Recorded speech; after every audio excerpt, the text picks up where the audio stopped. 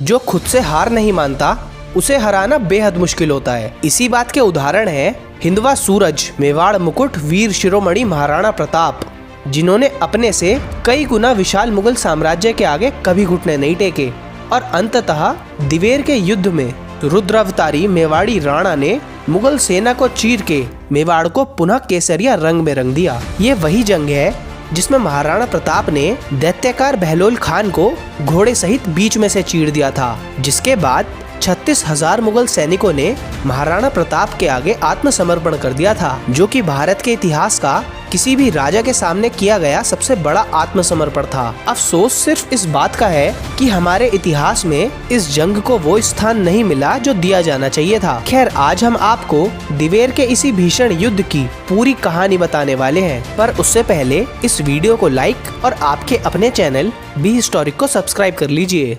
18 जून साल 1576 को हुए हल्दी घाटी के भीषण युद्ध में महाराणा प्रताप की सेना ने मुगलों की विशाल सेना के दांत खट्टे कर दिए थे, लेकिन इस जंग में महाराणा को भी कम नुकसान नहीं हुआ था। इस भीषण युद्ध के बाद अकबर की सेना ने आधे से ज्यादा मेवाड़ को अपने कब्जे में कर लिया, लेकिन फिर भी महाराणा का खौफ मुगलों के मन में इस कदर बैठा था कि मेवाड़ के इन क्षेत्रों में अपने थाने स्थापित करने के साथ ही उनमें हर समय वह 50-60 हजार सैनिकों की विशाल सेना तैनात रखते थे। वही महाराणा प्रताप इस युद्ध के बाद अपने थोड़े बहुत सिपाहियों समेत कुंभलगढ़ के किले में चले गए, लेकिन अकबर को इस बात का दंश चुभे जा रहा था कि मानसिंह की अगुवाई में अति विशाल सेना हल्दी घाटी युद्ध में भेजने के बावजूद ना तो उनके पूरी तरह मेवाड़ हाथ आया और ना ही मेवाड़ी शेर महाराणा को एक तुर्क की अधीनता किसी भी कीमत पर स्वीकार नहीं थी। पर महाराणा को अपने आगे झुकाने की इसी लालसा को पूरा करने के लिए अकबर ने 1 लाख की विशाल सेना हल्दी घाटी युद्ध के अगले ही वर्ष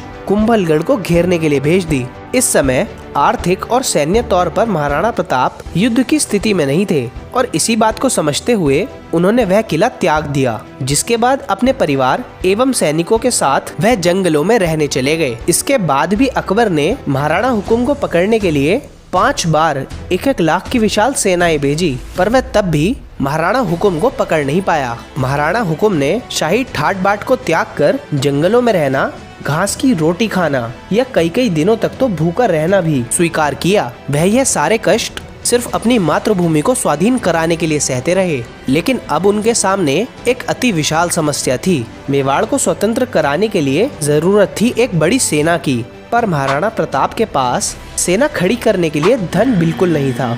इसी कारण वह हताश हो रहे थे। तभी एक दिन महाराणा हुकुम के सामने पेश हुए उनके बचपन के घनिष्ठ मित्र और सेना नायक सेठ भामाशाह और उनके भाई ताराचंद। अपने मित्र और महाराणा की ऐसी दुर्दशा देखकर उनकी आंखें भर आईं और तब उन्होंने अपना सारा खजाना, लगभग 2 करोड़ सोने के सिक्के एवं 25 करोड़ चांदी के सिक्के महाराणा के चरणों में अर्पित कर दिए। ये इतना धन था कि 25,000 की सेना का 12 वर्षों तक खर्चा चल सकता था। भामाशाह ने महाराणा हुकुम से सिर्फ एक आग्रह किया कि मुगलों के अत्याचारों से हमारी मातृभूमि त्रास है, कृपया करके मेवाड़ को आजाद करा दीजिए। भामाशाह घने अंधेरे में सूर्य की पहली किरण की तरह आए थे और इतनी बड़ी मदद से महाराणा हुकुम फिर एक नए उत्साह से भर गए और तब उन्होंने तैयार करी 40,000 सैनिकों की एक विशाल फौज। और फिर युद्ध की पूरी तैयारियों के पश्चात 16 सितंबर 1582 विजयदशमी के उस पावन दिन पर रुद्रावतारी महाराणा प्रताप की सेना ने मुगलों पर वो कहर बरपाया कि पूरी मुगलिया सल्तनत थर्रा गई। युद्ध से पिछली रात को ही महाराणा ने अपनी सेना को 2 हिस्सों में बांट दिया। एक का नेतृत्व उनके पुत्र कुंवर अमर सिंह कर रहे थे और एक का स्वयं महाराणा प्रताप। सूर्योदय होते ही दिवेर की पहाड़ियों में तैनात मेवाड़ी सेना एकलिंग जी के जय घोष के साथ मुगल थानों पर कहर बनकर टूट पड़ी। महाराणा हुकुम के इशारे पर पहला हमला कुंवर अमर सिंह ने दिवेर के थाने पर किया। इस समय यहाँ का मुगल सेनापति अकबर का चाचा सुल्तान खान था। हमले के पश्चात दोनों सेनाओं में भीषण युद्ध प्रारंभ हो गया। मेवाड़ी वीरों ने मुगलों को चीरना प्रारंभ कर दिया और जल्द ही सुल्तान खान और अमर सिंह आमने सामने आ गए, जिसके बाद वीर महाराणा के वीर पुत्र ने सुल्तान खान के ऊपर इतनी जोर से भाला फेंक के मारा कि वह सुल्तान खान और उसके घोड़े को चीरता हुआ जमीन में घुस गया। वीर कुंवर अमर सिंह ने इस मुगल सेनापति को एक ही वार में जमीन में गाड़ दिया, जिसके बाद सुल्तान खान जमीन पर ही तड़पता रहा। इसी भीषण युद्ध के मध्य युद्ध भूमि में प्रवेश किया दिवेर थाने के दूसरे सेनापति बहलोल खान ने।